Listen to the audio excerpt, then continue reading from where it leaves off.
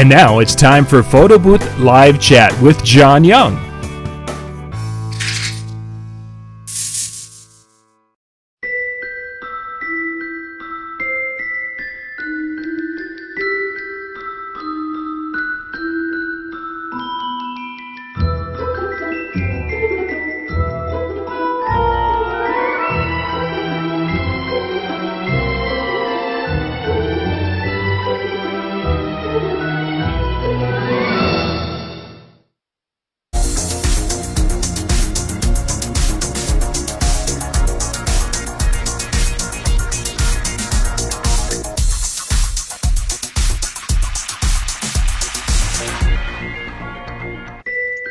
Good evening and welcome to another Monday night here on PBNTV. I'm John Young, your host, and tonight I'm joined by Brandon Wong. Good evening, Brandon. Good evening. Brandon, it's time to talk business when it comes to the photo booth world. You have been a very popular speaker at Photo Booth Expo. You're going to be coming back and speaking again in 2020. I am super excited. You were probably one of the first names when I mentioned to the guys. It's like, okay, who should I have on as a guest? And you were one of the... Yeah, it's like, this is the man. He knows more about the business than 90% of the people in the room by far. So kudos to you. They say your presentation is one of the highest rated one from Photo Booth Expo. Wow, that's humbling to hear. I again appreciate everybody who came out to see me talk. I had a great time being up there. I'm really passionate about entrepreneurship, especially in such a creative field with the photo booth industry. So always happy to be back at Photo Booth Expo. Yeah, thanks for having me. That's a great event coming up here. The event, if you haven't heard about it, the links and such are down in the comment or the description area of the video below. But you can go out to pbntv.com/tickets. That will take you out to the Photo Booth Expo tickets, and you can use the PBX Show 2020. And again, this is all down in the description. That will get you the cheapest rates on tickets during the month of October. November, they go up. Buy the ticket, get your rooms, get airfare, and come on out and learn at Photo Booth Expo 2020. Brandon, for those who are going to come, let's take about 2 minutes and talk about what you're going to be talking about, and then we'll dig into tonight's topic of really just kind of getting us started in that photo booth world. Awesome. Well, thank you so much for having me again. Super humbled to be part of this amazing community. My name is Brandon Wong. I am the co-founder of Photo Booth Supply Co. We make awesome photo booths like the one behind me to help people make money. We started off with just my wife and I working in our one bedroom, one car garage. We did all the fulfillment from there. We did all our customer service. We did all the sales. We did everything vertically integrated, her and I. And within a couple short years, we grew from just two of us to an office, multiple employees, multi-million-dollar business, and now we have 25 full-time salaried employees working for Photo Booth Supply Co. And the topic that I'm going to be talking about a little bit today and also at Photo Booth Expo 2020 is how to hire and inspire so that you guys can retire. Excellent. So you started off, and does your wife still work in the business then with you? Oh yeah, she's the boss. Oh, so I was just going to actually turn it around and say, are you still working with, she's like you work with, or you just get to move the heavy things? Honey, move that over there. Okay. Then. Yes, she is wonderfully talented, intelligent, hardworking. She is the reason why this company exists today. I wouldn't be who I am without her. The company wouldn't be where it is without her. She is right there beside me, running the business, taking down names and just making it grow every single day. She's phenomenal. And this isn't for those of you watching the photo booth coming. We'll be getting into the different things, but I got a follow-up question. When it comes to working with your spouse, do you guys have different areas in which you work back and forth, that she kind of is more this area and you're more this area, or how do you guys kind of divide up the responsibilities like that? You know, it's funny, John, whenever people ask me like, hey, so what do you and your wife do? I'm like, oh, I own a business and, we work together. It's like, so you see each other at work, you see each other at home. When do you guys not see each other? And it's like, no, we see each other literally 24/7. So it's hard for a lot of people to grasp that. But initially, when we first started, it was difficult. We've been actually dating for almost 11 years now, married for 5. So we grew up together. We had our 20s together. So we had to learn each other and ourselves. But the first step, John, is to figure out where your strengths are and where your weaknesses are. I like to say areas of improvement. So once you've established that, then we can start to pinpoint which responsibilities in the business fall to who. Sure. So for me, I'm more the visionary. I'm much more creative. I'm much more high level. I get bogged down by the details. I hate creating spreadsheets. I hate creating contracts, reading contracts, writing a lot of things. Not my thing. I love talking to people. I love sales and marketing. I love creating visuals. Katrina, on the other hand, is much more detail oriented, much more process oriented. She's the person that makes sure things get done. Right. She likes writing off checklists. She's make sure I'm doing the job versus me, because I'm a visionary. I'm like, oh, I want to do this. And then I stop for a little bit. I do that. I like get things to 90% completion, then forget about them. She gets everything to 100%. So once we establish that, then everything kind of fell in line. Okay, I'm going to be doing sales and marketing. She does all the logistics, fulfillment, and financing, and everything just fell into place. So another great follow-up question to that might be, how do I get my first hire? And that's actually, I was going to say now, because what you described as the visionary and a person with the passion, and that's probably talking to 80% of our people who are watching, that they have that. But there's the other side that they don't. And that would lead us to that first hire, because you need to be able to have someone to complement that, I'm guessing, is your best bet. Absolutely. And you could be the opposite too. So you could be the visionary like me. You could be the people person. I love chatting with people all day. I love to create things, think of the next steps, where the company could be in 3, 4, 5 years. But you also could be that mastermind, detail-oriented person who likes to plan, and maybe a little bit more of an introvert. So at that level, maybe you want to hire a salesperson. Maybe you want to hire someone to do marketing. So, but first and foremost, you need to figure out yourself. You cannot, in my opinion, hire someone until you understand what your strengths and weaknesses are. If you don't know what that is, take a day and get a PhD on yourself. Get a PhD on John Young. Get a PhD on Brandon Wong. Even ask your closest friends and family, people that you know will not bullshit you, and just say, hey, tell me straight up, what am I good and bad at? Don't lie to me. Just tell me straight up. And you will be fascinated to hear what they say. So after you've had your ego crushed, then it's time to move on. I think that's a great advice, because I think too often we don't really look in the mirror or ask those hard questions to those who will give us the answers, because we don't want to hear those. And sometimes that can be that ego crush. But the information is so valuable, because then you can take it from there. Once you found that information, how would you find that person there, or how do you move on from that information? Let's go there. Yeah. So when we started hiring, our first 3, 4, 5 hires were kind of like whoever's closest to us. Ooh, do you have a friend or a friend or friend that does sales, marketing, finance, accounting, etc.? And we just kind of gravitated whoever was closest to us. So while that was convenient and that built that trust, it didn't always find a great alignment in terms of skill or culture or anything like that. We didn't even know what culture meant for the first couple of hires. We were just like, dude, we are drowning in work. I'm working 80-hour work weeks. I just need some help. So as a first hire, that might be a good start. First of all, again, figure out what your strengths and weaknesses are. And then out of your weaknesses, try to look for someone in that role. So that might be sales, that might be marketing, accounting. And if you don't know anyone close to you, no recommendations, go hit up your typical hiring websites. Craigslist is surprisingly great. Angel.co is great for startups as well. Maybe if you're a little bit bigger, but it still works. There's also Monster.com. Indeed is very good. All these hiring sites, and you'd be surprised to see how many people are hungry for work, and how many people are actually willing to work as hard and are as passionate about your business as yourself. We at Photo Booth FICO get around 100 applicants a day. I kid you not. So if we're getting 100, you get a few bites. And then from there goes the interview process. And that's a whole other story too. I have a 5-part interview process every single person through. It's a little intense. Really make sure people have a cultural and skill alignment with the job here at Photo Booth FICO. So when a person's running with the photo booth company itself, we find the person who will complement our skill set to really round out the business. Do you find that you want to find a person who has a good personality and fits into that culture now more, or are you still really basing it on their competency within the area in which your needs are? Yeah, absolutely. So I would say, again, when you're first starting out, you're a small business and you're going to get a lot of applicants that are really enjoying that type of environment. So first and foremost, you got to figure out what your culture is. It's not mandatory, but it's really good if you want to have this person long term.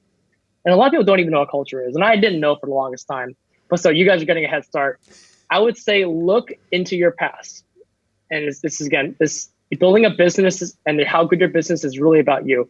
Look into your past and see what were the successful traits of yourself that led you to be where you are today. Was it your work ethic? Was it the amount of customer service you have for your clients and the amount of empathy you have for them? They're willing to go above and beyond.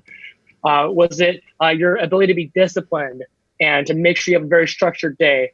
Think about all those things that made you successful. Write them down, and you're going to start to look for those in the candidates that you hire as well.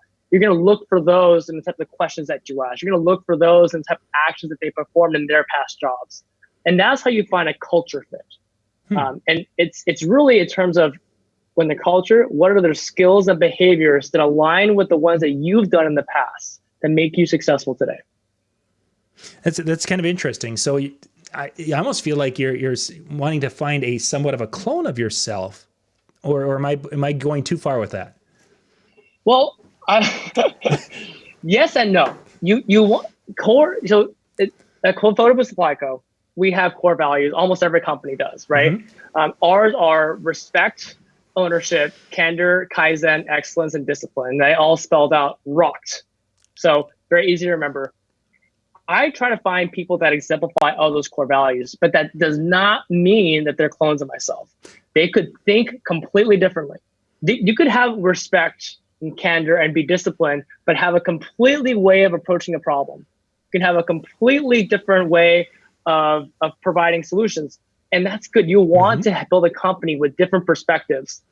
So when you come up with a solution, if you had a clone of yourself, what would that be, right? You're just two people agreeing with themselves. So you need to have that conflict. It's almost like that opposite attracts thing with marriage, right? Yep. So again, having core values, alignment with that doesn't necessarily mean that you're hiring the complete exact person as you. Again, you can still have respect, you can still have discipline, all the core values that Photo Supply Co. has, but maybe you're more passionate about sales than I am. Maybe you're more passionate about developing an iOS than I am, because I don't like either of those things. So that could work out like that well, too. So let's kind of segue with the hiring now. If we're looking to get into talent, basically entertainers that are going to be running our gear. We've been kind of talking the business side of it so far. What changes when you're looking to add staff in that realm? Yeah, so you have to first of all understand that it might be a high turnover situation. So I'm assuming it's going to be anywhere from pay $13 to $20 per hour pay, right? They're going to be going weekend events, so their availability has to be there. So just right off the bat, kind of know that there is going to be a high churn rate for these hires. It's awesome to have someone long-term. That's the goal. But just come with that frame in mind. And at that point, you can, again, try to find the traits that are similar to yourself, so those core values that you admire. But also from a photo booth point of view, photo booth attendant point of view, there's very clear characteristics that you want, right? You want someone who's energetic and fun at an event. I don't know if it's palpable to customers who want someone who's introverted and quiet. So I think you want to test for that first and foremost. And the second thing I'd want to obviously hire for is meticulousness and detail orientation. You want someone who's going to make sure they pack all your gear properly, put everything back properly, label everything correctly, all that stuff. And the last thing I would say is being disciplined. These are very high-end events that you guys are doing. And a lot of times, this is the most important day of people's lives. So you want to make sure you get someone who is on time, is conveying to the customer if there's any sort of change in the schedule, change in their availability, etc.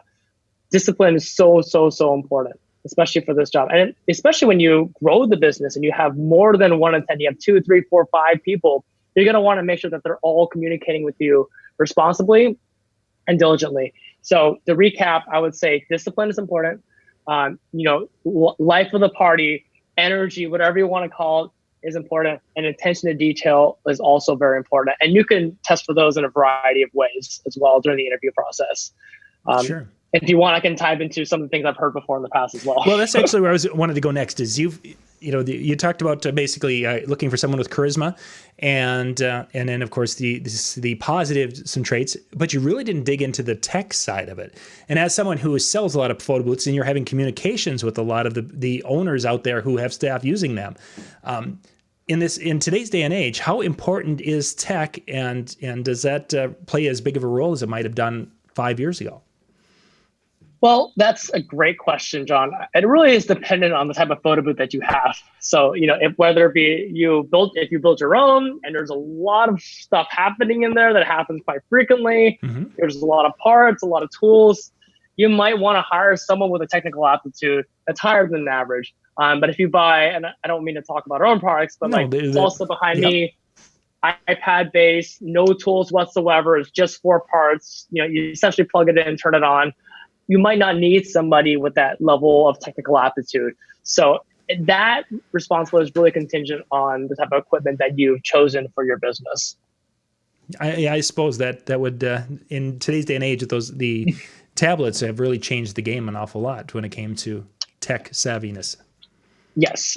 In addition to that too, John, as a good business owner, it's up to you to create standard operating procedures, or that's a fancy word for essentially like guides. Mm-hmm. So as a business owner, you should be able to simplify all your equipment via PDF or a video of some sort. So the tenant going out there, instead of calling you while you're out there watching a movie with your family, could reference the guide.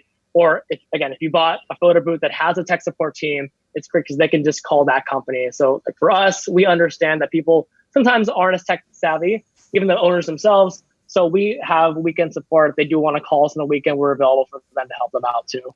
Nice. We have a question from the chat room here. They were wondering what. There's two questions actually. When you talked a little bit about where to find people, but when it comes to the people in the booth, they're working the booth themselves, where you have more of a personality driven. Do you look for those people in different means than you did with more of the business type of people? Yeah, I haven't had too much experience with that, but I've lived vicariously through our thousands of owners. Exactly, you get feedback. Yes. And a lot of them hire what they call like brand ambassadors. So there's a few sites out there that the names slip my mind right now that essentially are finding attractive looking people who are used to being in front of people, whether it be they're selling a vodka or something like that, photo booth, for instance, a pretty face, great attitudes, highly charismatic. So I don't know about the discipline aspect or the detail orientation, but at least it's someone with a lot of charisma. And again, I'll ping the sites afterwards. I got to look for them. I forgot. But that's another way you could find these individuals as well. See, my particular case, when we were looking for staff, there was 2 spots. One of them was when I was working weddings and I'm at venues and you run into some of their catering staff. You can tell pretty quickly when some of these catering people have what it takes, that they are that outgoing, bubbly person who can do things and treat people well. The second was when we were doing high school events, and occasionally you'll run into a student who you've seen for 2 or 3 years and is now graduating, and it's like, were you going to college? Would you be interested? Because there's nothing greater than grabbing a college kid and having them for 3 to 4 years. Absolutely. I miss those days. Let's see. Trust is. Okay. Yep. Just going through the chat. I just got back. Trusted Herd is a good website to find brand ambassadors. Oh, there Trusted Herd. Okay. Yep. Okay. So it doesn't show up all of my notes here, or as far as on my little page. It's for some reason that line's blurred. I don't know if I need to refresh Windows or what, but Trusted Herd. Okay. Mm-hmm. It is a BA company. There we go. I see that one. Okay, let's kind of keep going. So we talked a little bit about employing. What are some of when people are growing their business? What are some of the common fear type things you've heard from them over as they're expanding? Adding more gear, adding more people. Yeah, well, adding gear is simple because you buy it, it's sitting there, it's either rented out or not. Hiring people, on the other hand, is a huge challenge for most people. So I'm a part of a CEO group, and we got people in there ranging from a $5 million business to a $100 million business. And we consistently ask ourselves every quarter, like, hey, what are our biggest challenges? And almost every single quarter, People is number one. It's always people, it's management, it's everything surrounding people. So this issue doesn't ever go away, right? People who have $100 million businesses, even $1 billion businesses, can never figure it out. So that's always the biggest struggle is, hiring people, keeping them motivated, making sure that they're actually doing their job, setting goals for them. That's all super difficult. But what I would recommend if you are having the struggle or about to hire someone and are about to feel this challenge is, number one, make it crystal clear what you want this individual to do. Crystal clear, and have goals set out that are SMART goals, which are specific, measurable. Oh my God, I forgot the rest of them. The Google SMART goals is not coming to my head right now. Can you give me, make sure that it's concrete. Can you give me an example of a SMART goal that someone might set for a staff member? And I know I'm putting you on a spot by throwing that, but just kind of talk us through that. No worries. So I just Googled it just to make sure I have it in the back of my hand. So specific, measurable, achievable, realistic, and timely. So you could tell attendant, first of all, or let's just say a salesperson, right? You hire a salesperson. A bad example would be, hey, I want you to be picking up all the phone calls and answering them, right? So that's what most people would do. Hey, I want you to pick up the calls, answer them. But that's so nebulous, right? How quickly do I need to pick up the phone calls? When do I need to return a call back during a voicemail? So you want to set specific goals for that individual, the SMART goals. Something might be, hey, all calls must be answered or returned within 1 hour during business hours from 9 a.m. to 5 p.m. If somebody calls after 5 p.m. from 5 to 5:30, you can return that call the next day. So that already gives a very clear, non-ambiguous set of goals and expectations for that person at least answering the call. Right? Another thing might be, hey, I want you to sell a lot of photo booths, or I want you to sell a lot of events, right? How many events? At what time? Like at what dollar value? So a better way would be, hey, you know what? As a sales rep, we want at a minimum for you to maintain your position, book at least 3 events a month for us at an average of $800 per event. And if you hit X amount of goal, maybe you sell 10 events per month, then you hit a certain bonus tier, something like that. So that is much more concrete and manageable. And I always say, put these goals in the job posting as well. Because a lot of people doing the job posting is like, hey, you know what? Sales position. What are your responsibilities? Pick up the phone, close deals, right? But if you put on the job listing, literally that your goals are to respond to people within an hour in the business hours and to close at least 3 events a week at an average of $800, they know right up front, black and white, what their expectations are. And if they can't meet them, then why would they even apply? So you're filtering a lot of people that wouldn't meet that criteria. And on top of that, you're being very upfront with your expectations about it. Instead of, which most people do, on the first day of the job, that's when they tell them what their expectations are. And at that point, they're like, well, I can't do that. Well, shit, you just went through like a 4-hour hiring process. Now you got a waste of a hire. So I would say, find out your goals, make them SMART, specific, measurable, achievable, realistic, and timely. And make sure you put that on the job listing as well. Excellent. Good advice. Good advice. Yeah, I think that job listing thing, sometimes we're like, oh, I can only use 25 words before I have to pay type of thing. We get that mentality in our head and we don't put enough information there. And then you do. I did it once and I had 100 people sign up to be interviewed and we were there for days and most of them thought we were doing a radio DJ. You mean what? It's like it said wedding DJ. Oh, what, you're not doing radio? No. You live and learn. Yep. You live and learn. As people are expanding their businesses and growing, there's got to be a common problem that you have seen. You've heard as they're purchasing and they're doing things and getting feedback. If there was one thing that you could say to a person, don't make this mistake, what would that mistake be? The biggest thing I say is don't undercharge. It's not something that people necessarily make later on down the line, but honestly, we need to keep as a community the photo booth prices at a point where it's sustainable and not driving the market downward. I know a lot of people think like I'm going to buy this photo booth and undercut everybody by $100, $200. That's not sustainable for you or anybody else in the industry. So charge what you're worth. Um, get a freaking awesome photo booth, ours, someone else's, build your own, whatever, and make sure that you're charging competitively with the market. You're doing everybody a disservice by undercharging, doing $100, $200 events. If you actually sit down and calculate the math, you're likely making less than minimum wage. And if you calculate in your actual cost of doing business, which is in your insurance, your paper and ink, your SMS costs, your software costs, all that stuff. I mean, I'd be surprised if you're even breaking even, if not making any money. So charge what you're worth, keep the market high, do everyone a great favor, and just learn how to run a freaking awesome business and charge what you're worth. Certainly, certainly.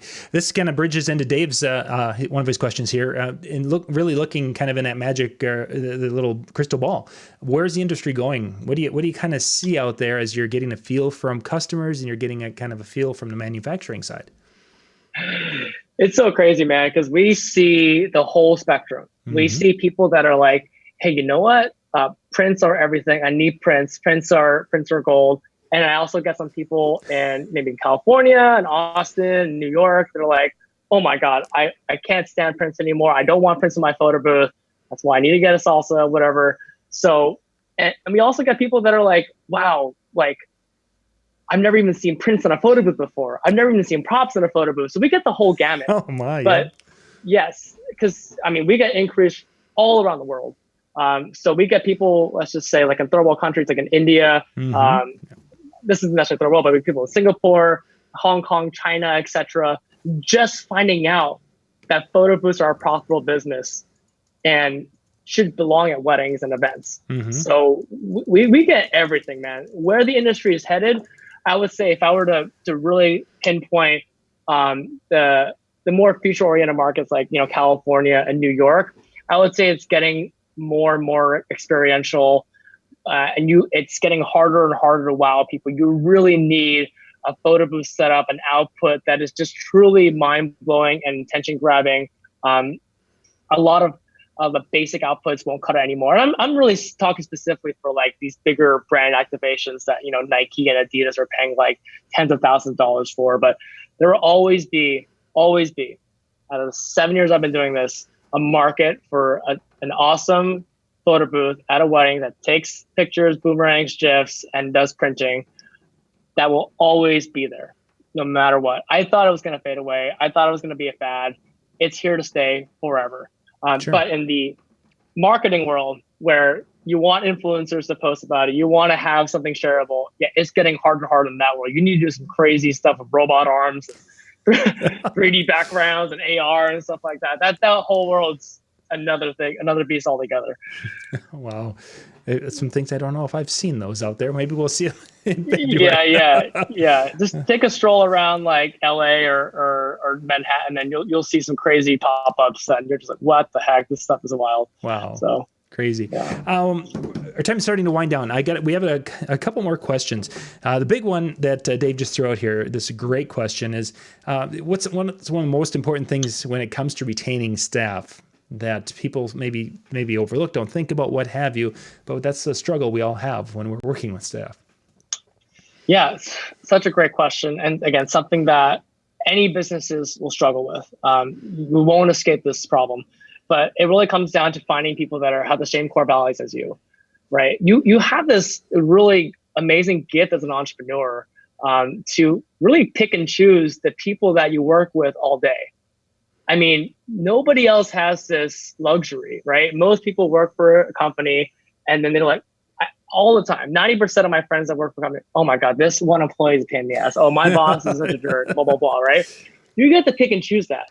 So imagine if you really define your core values, you're going to be able to find everybody, create a pool of people that really jive and mesh with each other because you guys all share the same thing. But taking it a step further, John, is your mission statement, which is defined in one sentence, what you do, why you do, how you do it. And that is the non-financial reason why someone will want to join your company. This is the reason why nonprofits can afford to have thousands of volunteers unpaid. It's this mission statement that binds people together. It's our reason for living. It's our reason for giving back to the world. And ours at Photo Booth Supply Co. is to create meaningful business opportunities to allow people to capture memories. So we find people that are really passionate about helping not just people, but entrepreneurs specifically. And we find people that love creativity and photography as well. So we try to look for people that have any sort of graphic design background, photography background, videography background, anything in the creative world.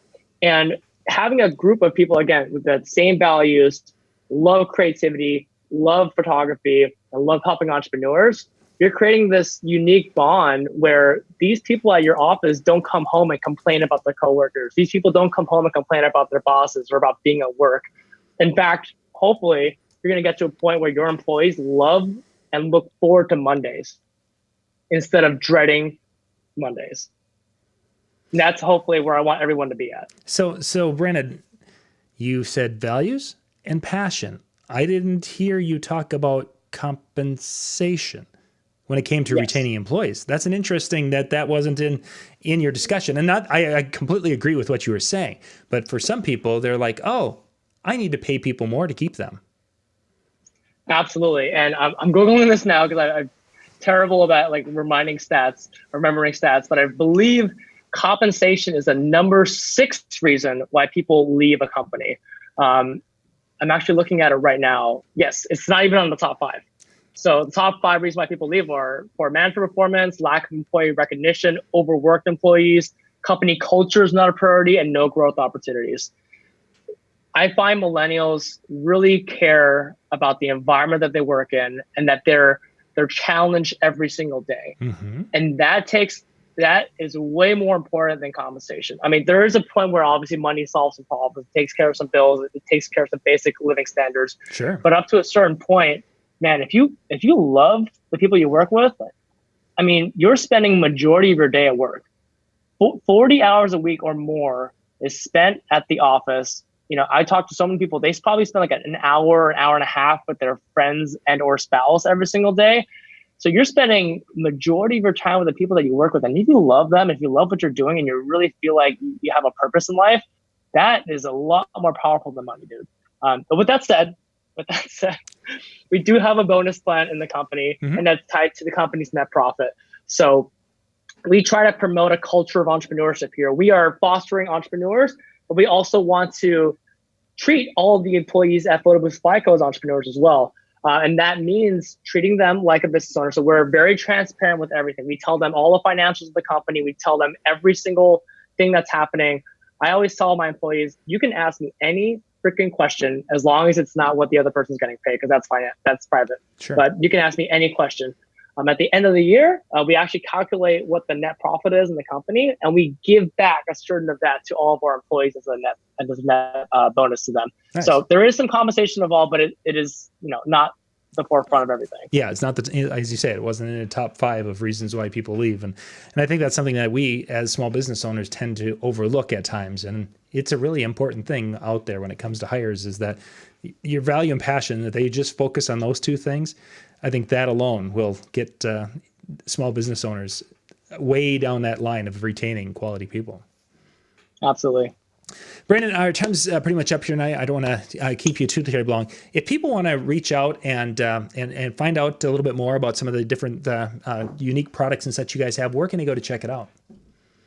Yeah, absolutely. Again, we love helping entrepreneurs out. If you want to join our over 3,000 people and be part of our Photo Booth FlyCo family, the average photo booth owner for us makes around $71,000 a year, and more than 50% of them do it part-time. If you want to join this club, just go to photoboothsupplyco.com. Try to make life easy for you. We give you amazing market materials, sample contracts, educational materials, training videos, everything. What I like to say is to give you a business in a box. And then we continue to support you after that too. Yeah, photoboothsupplyco.com is where you can find more. If you have any questions at all about anything, feel free to reach out to me personally. You can hit me up on email. That's the best method. We just talked about Facebook. So don't Facebook message me. Don't Instagram DM me. I don't check those. My email is gone. So Brandon@photoboothsupplyco.com is where you can reach me. I might not get back to you in 24 hours. I'm slammed for most of the day, but I will eventually get back to you. So Yeah. Excellent, excellent. And I just put the in the comment section. You guys can go check it out. That's where put the link there in case you missed it, and you can check that out. And then, of course, join us in February 24th through the 27th. We're going to be in Las Vegas with Photo Booth Expo, and you can come in and learn a ton of stuff. They've got some great content, which one of the speakers is Brandon. Looking forward to getting to hang out with you in Vegas coming up in February, Brandon. Sounds good, John. Hey, thank you so much again for having me. Look forward to Vegas this year. Yeah. Thanks for being on, gang. We'll be back again Wednesday night where we do, well, actually not this week. We've got a week off, then of next Wednesday, but we've got a lot of great shows on Wednesday where we can talk gear. And of course, Monday night are more of our business shows. And that's what you just were watching here tonight. So once again, Brandon, thank you for being on. Thanks, John. Signing off. See ya. Good night, everybody.